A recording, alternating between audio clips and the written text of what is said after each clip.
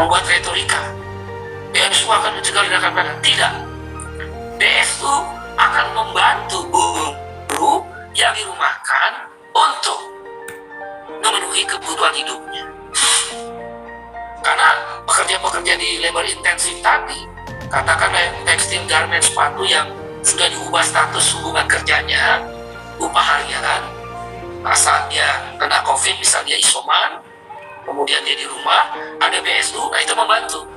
Karena upah harian dia tidak ada. Tidak dibayarkan kalau nggak masuk.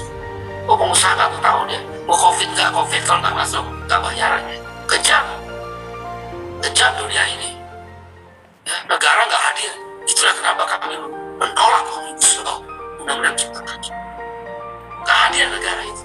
Nah, itu BSU sekedar membantu. 1 juta untuk 2 bulan. Atau pekerja-pekerja mall, retail-retail, nah itu membantu.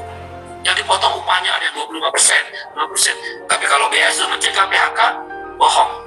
Tidak. Jangan dibuat retorika itu. Kalau membantu, iya. Untuk memenuhi kebutuhan hidup terhadap sektor-sektor pekerjaan tertentu.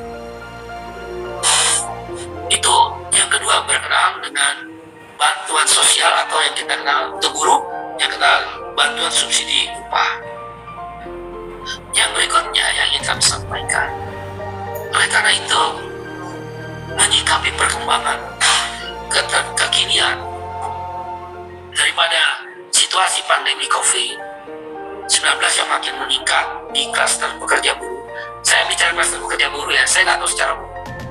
Mungkin pemerintah jauh lebih tahu dan Satgas COVID jauh lebih tahu. Kalau itu mengalami penurunannya, kita bersyukur alhamdulillah. Tapi sampai dengan 26 Juli, kuesioner kami menyatakan bahwa itu meningkat. Yang meninggal makin banyak. Terutama saya ulangi sekali lagi, tolong media beritakan pada Pak Anies biar sampai kepada Gubernur DKI. Keluarganya udah banyak yang meninggal. Keluarganya itu dalam artian keluarga besar Transjakarta dari Pemda. Hentikan itu kematian-kematian di sana. Turun ke bawah. Jangan mau dibohongi oleh Kadishub. Jangan mau dibohongi oleh direksi-direksi PT Transjakarta. Bohong itu mereka laporan-laporannya. Baik saya, ya, menyikapi ini, tentu kami bersepakat dengan teman-teman pengusaha Kadin bahwa harus ada pengaturan terhadap perusahaan-perusahaan yang memang harus beroperasi dengan protokol kesehatan yang tinggi, yang ketat. Selain protokol kesehatan yang ketat, perusahaan-perusahaan yang boleh beroperasi dalam batasan-batasan tertentu ya. Sekali lagi yang tahu itu adalah manajemen dan serikat buruh. Harus divaksin. Jangan orang belum divaksin disuruh 100%, nggak bisa. Itu sama aja mengantar nyawa. Dan karena itu, taruhlah kami dalam batasan tertentu untuk menjaga pertumbuhan ekonomi biar tidak lebih hancur, perusahaan tidak tutup sehingga akhirnya ledakan PHK. Di tengah protokol kesehatan yang ketat, bila mana ada perusahaan yang karena kepentingan esensial dan dirundingkan dengan serikat buruh harus bekerja, maka harus divaksin. Itu Transjakarta udah divaksin semua nggak? Aduh Pak Gubernur, gimana nih Pak Gubernur? Sungguh kami sedih melihat Pak Gubernur tidak peduli sama keluarganya sendiri. Ya, jangan mau dibohongi Kadisnaker, Kadishub. Jadi syaratnya, kalau memang dia harus mengoperasionalkan dalam batasan tertentu, dalam kepentingan-kepentingan yang diatur bersama, melibatkan serikat pekerja, vaksin, dan harus 2 kali. Kan menurut kesehatan begitu. Kalau itu boleh didiskusikan demi mencegah terjadi PHK. Vaksin dulu. Kasus Panasonic, kasus Transjakarta, kasus Astra Group, itu kan belum divaksin. Kenapa dipaksa Suzuki, dipaksa untuk bekerja 100%? Gimana ini keadilannya, gimana? Jadi syaratnya divaksin dulu. Kami setuju dengan pertimbangan-pertimbangan tertentu melibatkan serikat buruh. Diskusi, tingkat penularan rendah, angka kematian mulai tidak ada, vaksin 2 kali, mungkin kita bisa berdialog dan berdiskusi tentang pengecualian operasional yang 100% itu. Ini belum divaksin kok. Teman-teman media datanglah ke Transjakarta, tolong selamatkan itu karyawan Transjakarta. Tolong ada yang ke sana, teman-teman media. Ketemu aja dengan serikat pekerjanya. Indra itu namanya. Cari Indra, ketua serikat pekerja SPDT Transjakarta. Gali, udah divaksin belum? Tapi suruh kerja 100%. Panasonic, silakan teman-teman datang ke Panasonic. Udah divaksin belum 2 kali, tapi suruh kerja 100%. Udahlah, bertaruh nyawa dan penularan COVID-nya masih tinggi berdasarkan survei kami sampai 26 Juli, ditambah ancaman PHK dan tidak ada vaksin. Saya memang tidak membuat kuesioner. Yang berikutnya kita buat kuesioner. Berapa yang sudah divaksin? Kami mendapat informasi 2-3 hari ini memang sudah mulai ada vaksin. Pertanyaannya dari perusahaan-perusahaan dan serikat buruh, vaksin itu terbatas yang disebut vaksin gotong royong. Itu baru retorikanya aja. Tolong Pak Menko Invest dan Maritim sebagai koordinator PPKM darurat atau PPKM level 4 sekarang, melalui kawan-kawan media, tolong sampaikan. Vaksin gotong royong susah. Itu hanya lip service. Hanya konsumsi media. Faktanya tidak berjalan.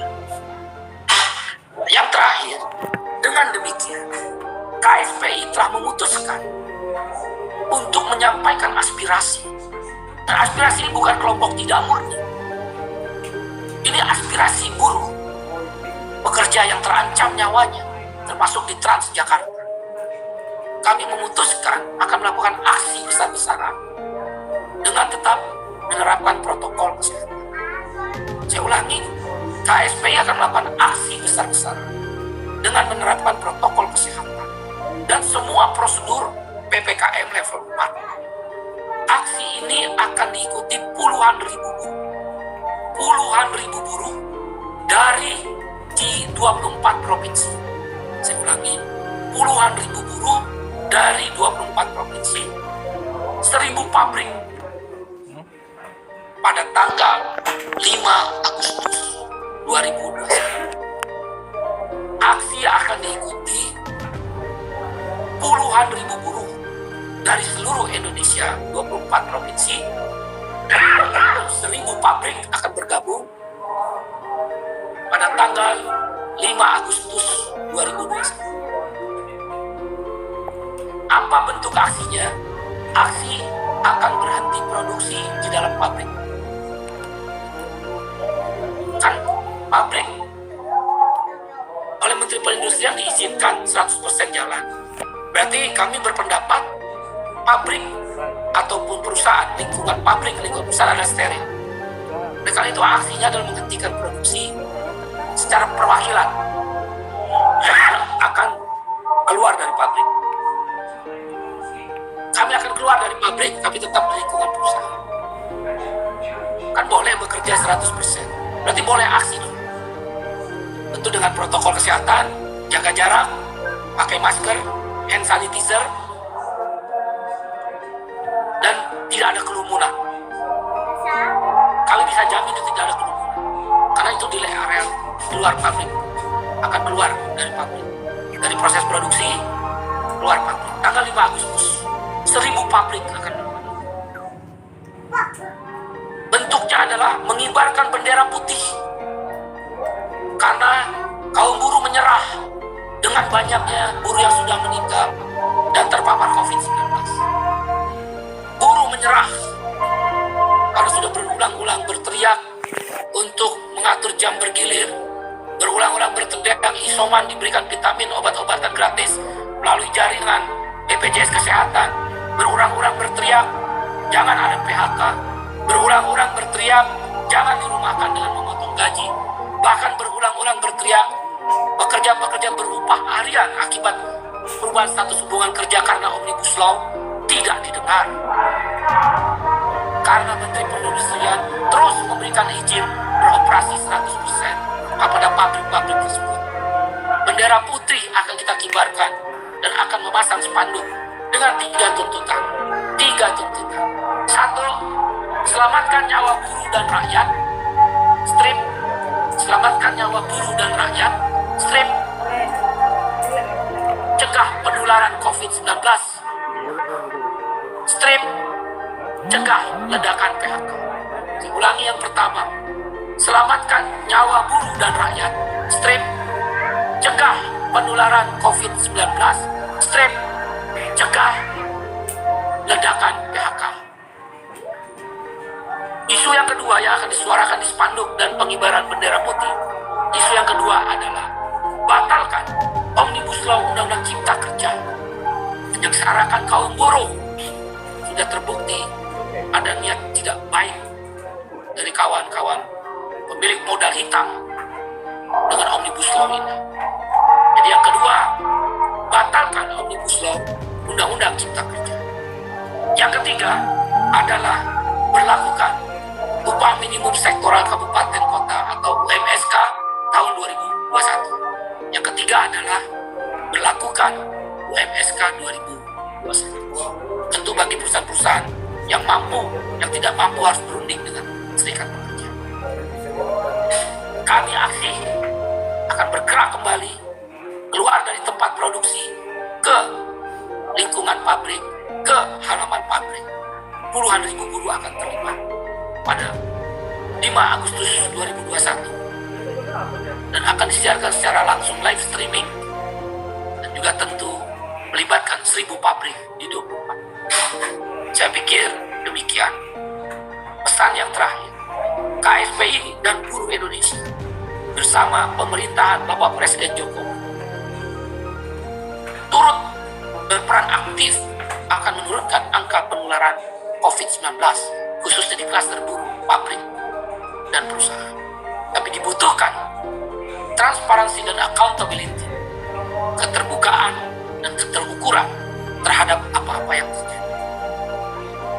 Data ini adalah data di klaster pabrik buruh, bukan data secara umum. Saya nggak tahu data secara umum yang dimiliki oleh pemerintah. Karena itu kami mohon kesubuhan hati pemerintah. Dan kami mendukung juga pengusaha, organisasi pengusaha Kadin yang tetap bisa saja perusahaan beroperasi 100%. Syaratnya adalah vaksin 100% di pabrik tersebut dan dirundingkan dengan serikat buruh.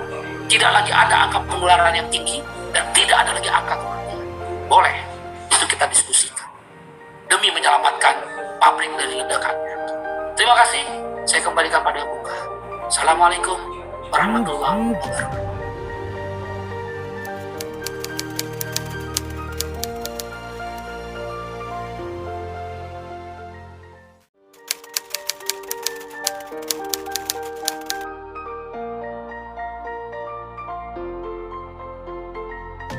Demikian kabar buruh hari ini. Mohon like, subscribe, komen, dan share-nya ya teman-teman, agar suara buruh didengar saat seluruh negeri ini. TV-nya buruh, TV-nya kaum buruh.